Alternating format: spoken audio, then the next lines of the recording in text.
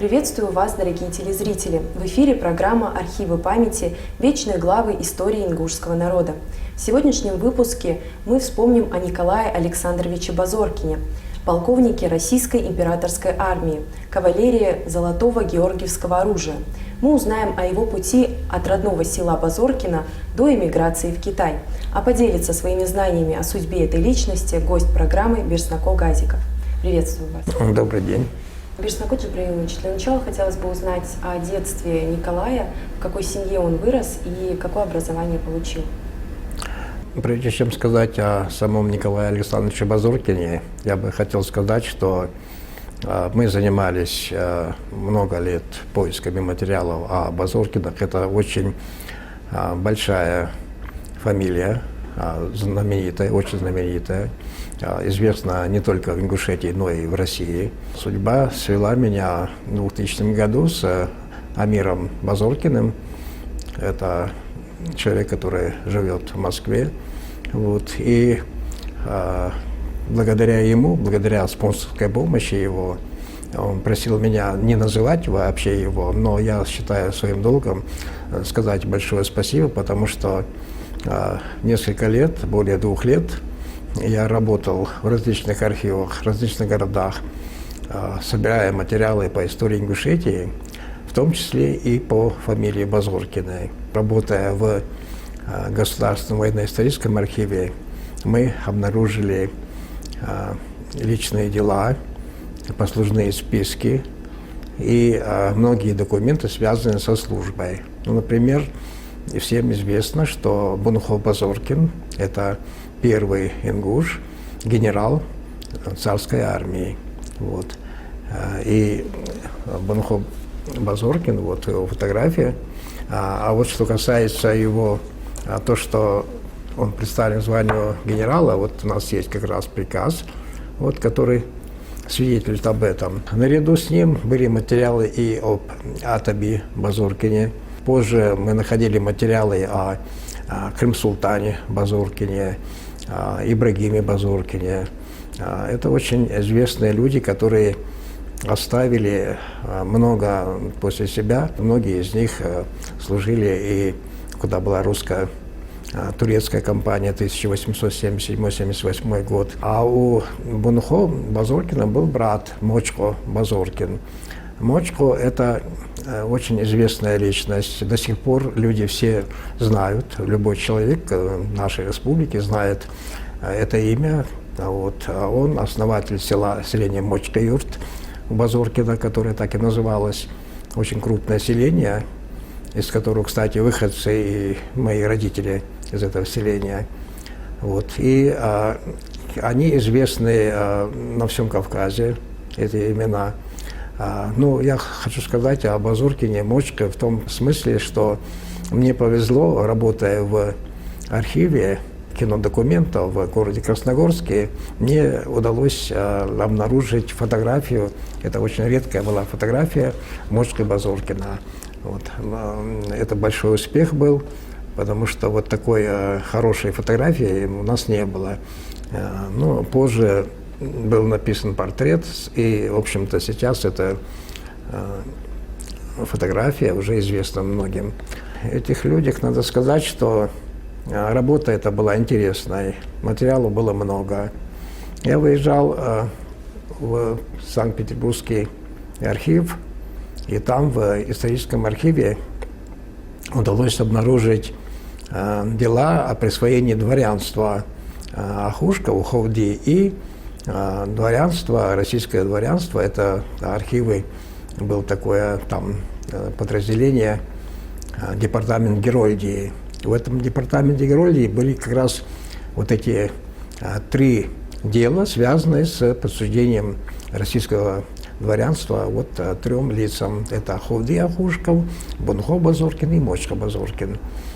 Кстати, больше других документов в этом отделе не было. А с другой стороны, дело в том, что многие наши люди, которые служили, считались дворянами, Вот. Но многие из них просто не прошли вот этот путь, не оформили это через департамент Герольдии.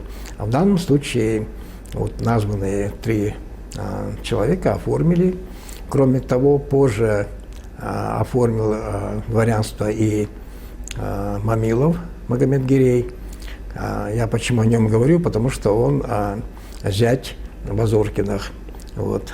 И вообще надо сказать, что с фамилией Базоркиных, с этими вот уважаемыми людьми, имели родство многие люди, и многие связаны родственными узами.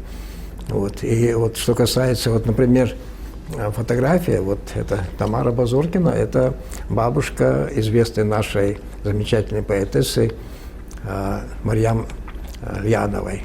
Вот. Кстати, фотографию она нам подарила. Вот. И надо сказать, что вот смотрите, это Атби Базоркин. Мы брали документы, связанные с Крым-Султаном Базоркиным. Он тоже служил в ингушском полку и тоже был представлен к георгиевскому оружию и погиб. Вот. И поэтому, вот смотрите, еще Кущи Базоркина, это бабушка Зары Саутиевой, вот, которая, кстати, когда они оказались в Казахстане, она, в общем, можно сказать, что спасла всю семью, потому что не было родителей, и надо было ухаживать. А Зара Саутиева кем приходилась Николаю? Внучкой. Внучка. Не Николаю, а я имею в виду, это по линии Бунхо они идут. Ну вот общая фотография. Здесь вот сидит семья Атби Базоркина. Вот. И нам еще удалось, конечно, тоже интересно найти фотографию мечети, которая была в селении Базоркина. Что касается вот Ибрагима Базоркина, вот, это Ибрагим Базоркин, это действительно очень умный, очень был человек. Дело в том, что мы брали его дела, и он хотел поступить в Бауманское техническое училище.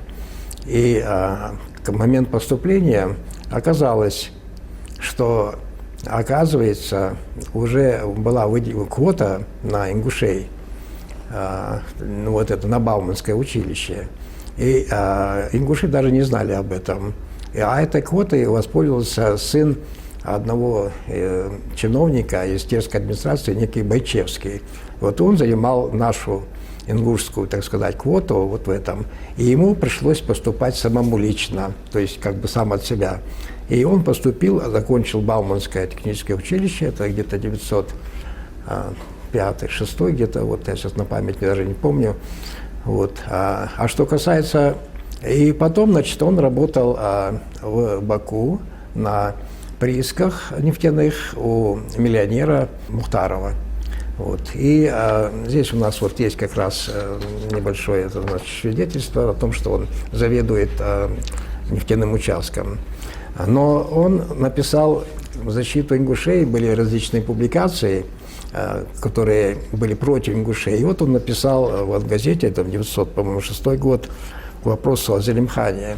Это статья Ибрагима Базоркина, который защищает ингушей, объясняет и говорит, что ингуши всегда были на стороне России, участвовали во всех мероприятиях, всегда себя достойно показали, и вот эти всякие упреки, они несостоятельны.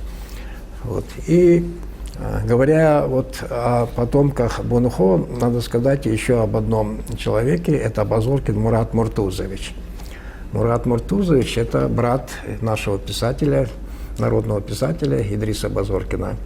Вот. Дело в том, что это вот документ, трудовая книжка, мы ее привезли из архива в Киргизии.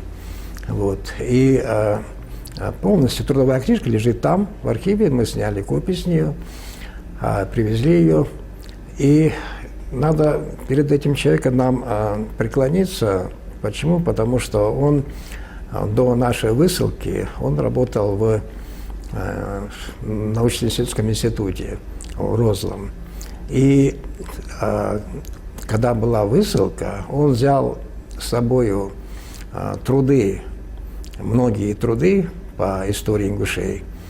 То есть, ну, сами понимаете, когда была высылка, было не до книг, не до того, так сказать, но он это все увез с собой в Киргизию, привез затем это все, когда вернулся на родину, и уже позже его сын Алаудин, вот все вот эти документы, а там достаточно много документов, в том числе там были и рукописи работы Игоря Бёкина, Фомы Ивановича, все это сдано на хранение, передано в дар нашей республиканской библиотеки в городе Суджа.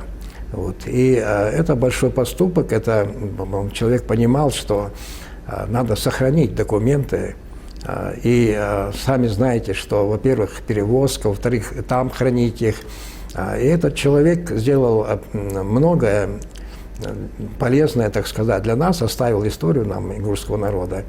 И помимо этого он работал научным сотрудником, написал ряд работ по истории нашего народа.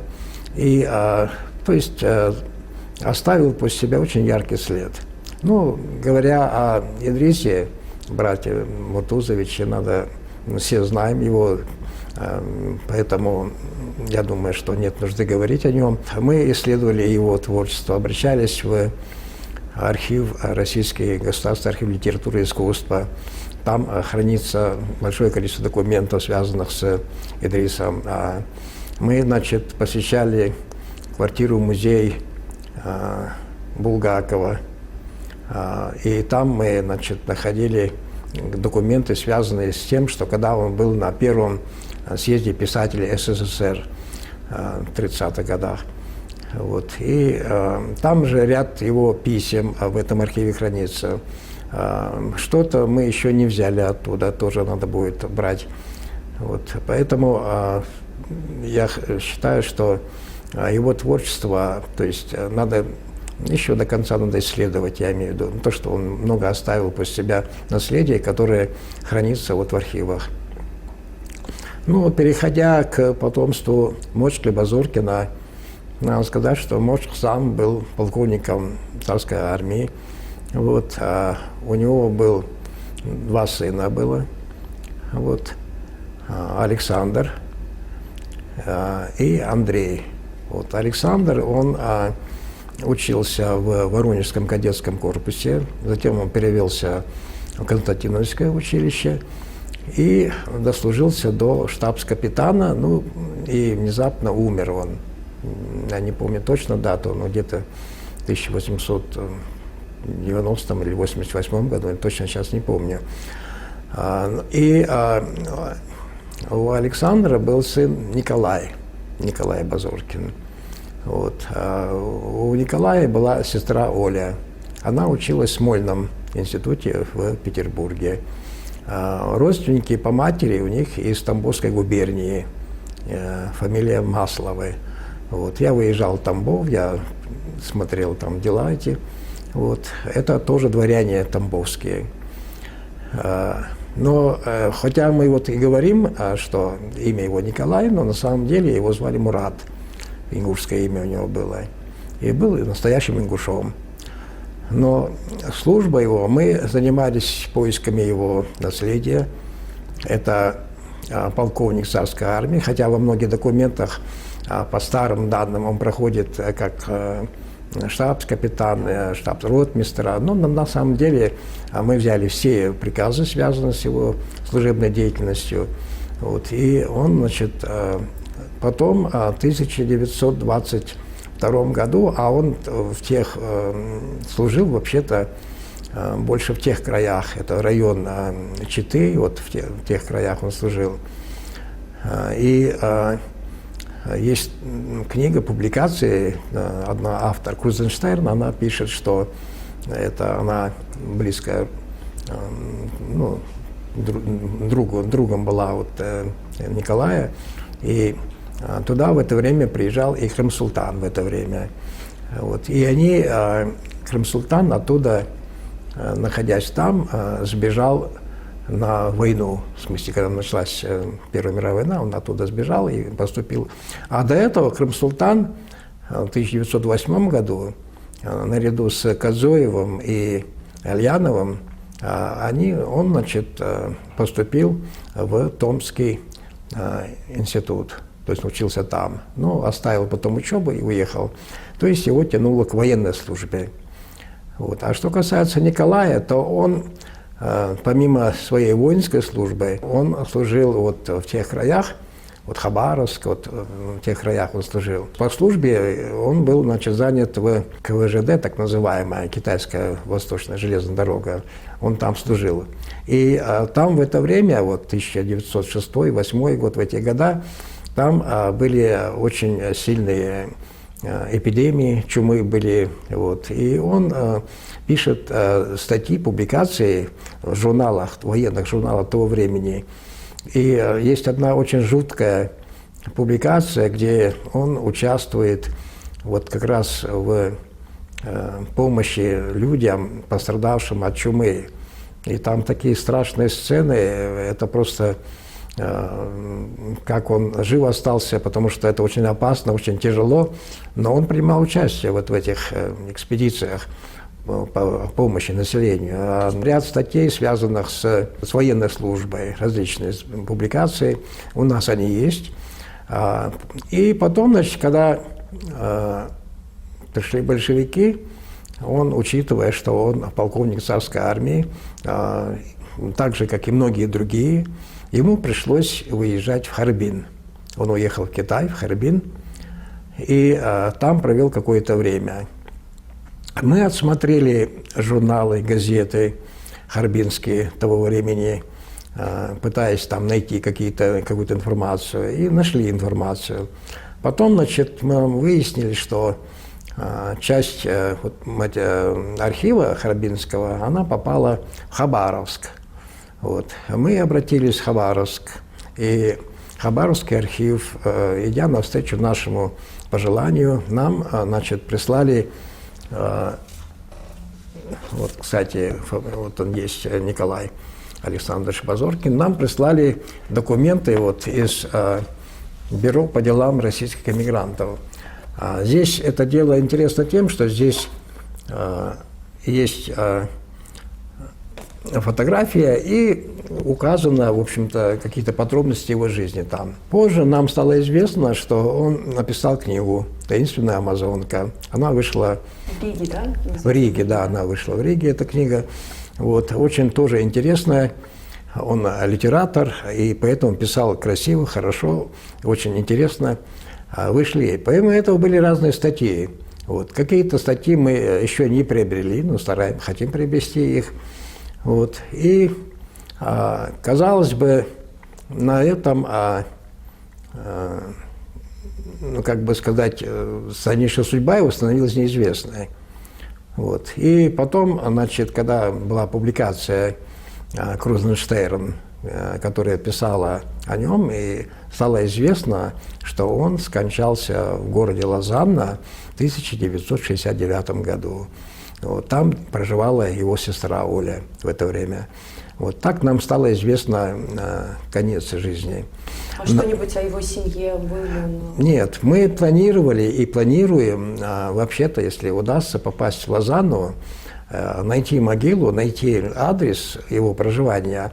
Я думаю, что там будут какие-то новые сведения о последних днях его жизни. Вот. Он был известен. Дело в том, что в различных там эмигрантских журналах часто упоминается он. Тогда люди искали друг друга, значит, и там часто появляется его имя. Но мы думаем, что мы что-то еще такое найдем. Но для меня, как для исследователя, очень такой весомой находкой его творчества является дневник. Дневник 1915-16 года. Это вообще считается, вообще в науке считается дневник, который был написан во время, ну, как сказать, не потом, как мемуары, а вот на самом деле это очень ценно, потому что действие происходит война. И у вас вот, есть, получается, копии, да? Да, я взял копии, вот смотрите, копия. Да, это действительно находка большая, там на 200 страницах он хроники, да? описывает Вот, ну, здесь что-то у него там карандашом написано, что-то он пишет ручкой. Ну, понятно, в походных условиях он как он мог писать. И, ну, типа записная книжка. Мы его привезли, мы его подготовили к публикации. Вот сейчас я готовлю 4-й том книги «Сборник сведений об ингушах». И мы полностью, в смысле, мы не стали набирать, а просто даем сканы вот всех вот этих страниц, и можно почитать. А там интересные сведения. То есть сегодня прошел бой, скажем, пишет там, потом свои ощущения. То есть это живая передача вот прям по ходу. Это ценная вещь, тем более он литератор и писал, как бы сказать, это как очень интересно читается. Он это, и поэтому я считаю, что это очень важная вещь, и мы ее готовим, будем публиковать. Ну, а что касается, как бы сказать, здесь тоже в этих всех исследованиях, поисках нельзя ставить точку, потому что много людей, много известных вещей, а еще есть различные подробности, есть многие неизвестные вещи. И, конечно, как исследователя тебя тянет все это разузнать, исследовать, познать. И у нас есть ориентиры, мы ожидаем, где еще, возможно, что-то будет. Конечно, это увлекательно, интересно. И, с другой стороны, это, я думаю, будет полезно для всех тех, кто интересуется историей ингушского народа. Потому что это только не только история Базоркиных, Газдеевых, это история ингушского народа. Это люди, которые думали о родине своей. Вот, и находясь даже на чужбине, находясь в других местах, они себя показали с достойной стороны. Ну, еще там есть у нас, была, вернее, одна задумка, у нас она не получилась. Это, значит, в 1937 году мы читали в какой-то публикации, что Муртуз Базоркин умер в Тегеране. И хотелось бы, мы даже какие-то меры предпринимали, найти могилу его в Тегеране. Ну, у нас на тот период было давно, правда, не получилось. Но, может быть, в перспективе было бы хорошо найти бы. Берснак Джабраилович, мы, в свою очередь, желаем вам успехов в вашей работе. Будем ждать с нетерпением выхода вашего сборника. Благодарим вас, что пришли. Спасибо большое. Наши исследователи открывают для нас новые страницы истории, которые помогают вспомнить о тех, кто оставил свой след в памяти народа. Это были архивы памяти, вечные главы истории ингушского народа. До новых встреч!